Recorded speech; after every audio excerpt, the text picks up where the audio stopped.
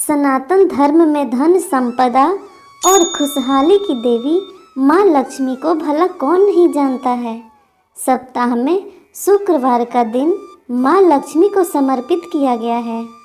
माँ लक्ष्मी की एक बड़ी बहन भी है, देवी दरिद्रा अर्थात देवी अलक्ष्मी। गरीबी, दुख और दुर्भाग्य की देवी है देवी दरिद्रा। माँ लक्ष्मी को सभी अपने घर में आमंत्रित करते हैं, जबकि इसके विपरीत दरिद्रा को कोई अपनाना नहीं चाहता है। माँ लक्ष्मी का मनमोहक स्वरूप लाल कपड़ों में आभूषणों से सुशोभित कमल पर विराजमान सोने और अन्न से भरा कलश हाथों में दिखता है।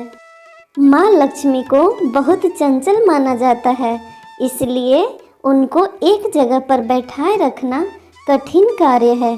हम सभी जानते हैं कि माँ लक्ष्मी धन, वैभव, सुख, समृद्धि, यश और कीर्ति की देवी है। वहीं दूसरी तरफ देवी लक्ष्मी की बड़ी बहन देवी दरिद्रा को गरीबी, दुख और दुर्भाग्य की देवी माना जाता है। पुराणों में किए गए वर्णन से पता चलता है कि देवी दरिद्रा के बाल बिखरे हुए हैं, उनकी आंखें लाल रहती हैं और वो हमेशा काले वस्त्र धारण किए रहती हैं।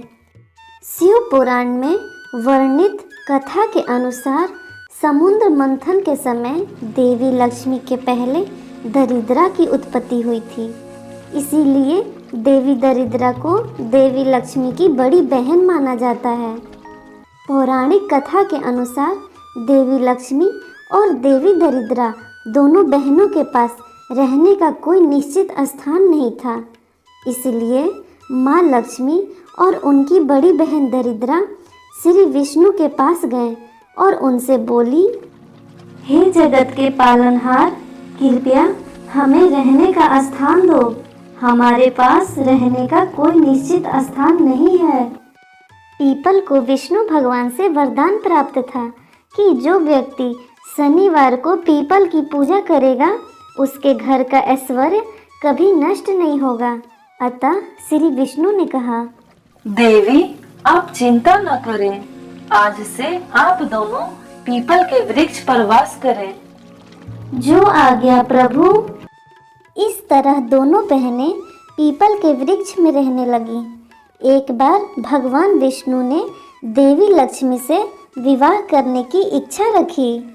देवी लक्ष्मी, हम आपसे विवाह करना चाहते हैं। प्रभु, आप मुझे पति रूप में मिले तो ये तो मेरा परम सौभाग्य है, परंतु बड़ी बहन कुंवारी होते हुए छोटी बहन कैसे विवाह कर सकती है? उनके विवाह के उपरांत ही मैं आपसे विवाह कर सकती हूँ। अच्छा, तो फिर बताओ दरिद्रा, तुम कैसा वर पाना चाहती हो? मैं तो ऐसा पति चाहती हूँ जो कभी पूजा पाठ न करे। वह मुझे ऐसे स्थान पर रखे जहाँ कोई पूजा पाठ न करता हो। भगवान विष्णु दरिद्रा की बातों को सुन रहे थे।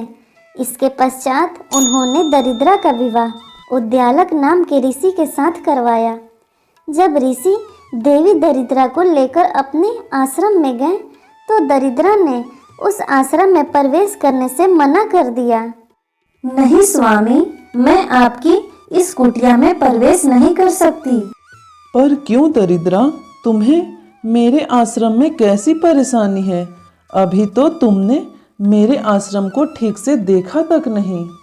मैं सिर्फ उन्हीं घरों में जाती हूँ जहाँ घर गंदे रहते हों, जहाँ के लोग हर समय लड़ाई झगड़ा करते रहते हों, जहाँ लोग गंदे कपड़े पहनते हों और जहाँ रहने वाले लोग अधर्म या गलत काम करते हों। जिन घरों में हमेशा साफ सफाई नहीं रहती हो। पर इस आश्रम को देखकर तो ऐसा लगता है यहाँ के लोग सुबह जल्दी उठते हैं, रोज भगवान की पूजा अर्चना करते हैं, साफ कपड़े पहनते हैं। ऐसे स्थानों पर मैं प्रवेश नहीं कर पाती। ऐसे घरों में मेरी छोटी बहन देवी लक्ष्मी का अधिकार होता है। अब दरिद्रा के शर्तानुसार उन दोनों को ऐसे स्थान पर वास करना था जहाँ कोई भी धर्म कार्य न होता हो। ऋषि उनके लिए उनका मनभावन स्थान ढूंढने निकल पड़े, लेकिन उन्हें कहीं पर भी ऐसा स्थान न मिला। दरिद्रा उनके इंतजार में विलाप करने लगी। श्री विष्णु ने पुनः लक्ष्मी के सामने विवाह का प्रस्ताव रखा तो लक्ष्मी जी बोली, प्रभु, जब तक मेरी बहन की गृहस्थी नहीं बसती मैं विवाह नहीं करूंगी। ठीक है देवी लक्ष्मी, धरती पर तो ऐसा कोई स्थान नहीं है जहाँ कोई धर्म कार्य न होता हो, इसलिए मैं अपने निवास स्थान पीपल को रविवार के लिए दरिद्रा और उसके पति को दे दूंगा। उसी दिन से हर रविवार पीपल के नीचे देवताओं का वास न होकर दरिद्रा का वास होता है। अतः इस दिन पीपल की पूजा वर्जित मानी जाती है। पीपल को विष्णु भगवान से वरदान प्राप्त है कि जो व्यक्ति शनिवार को पीपल की पूजा करेगा उस पर लक्ष्मी की अपार कृपा रहेगी और उसके घर का ऐश्वर्य कभी नष्ट नहीं होगा। इसी लोक विश्वास के आधार पर लोग पीपल के वृक्ष को काटने से आज भी डरते हैं, लेकिन ये भी बताया गया है कि यदि पीपल के वृक्ष को काटना बहुत ज़रूरी हो तो उसे रविवार को ही काटा जा सकता है। माँ लक्ष्मी को जहाँ मिष्ठान और वस्तुएं पसंद हैं, वहीं देवी दरिद्रा को खट्टी और तीखी चीज़ें प्रिय होती हैं।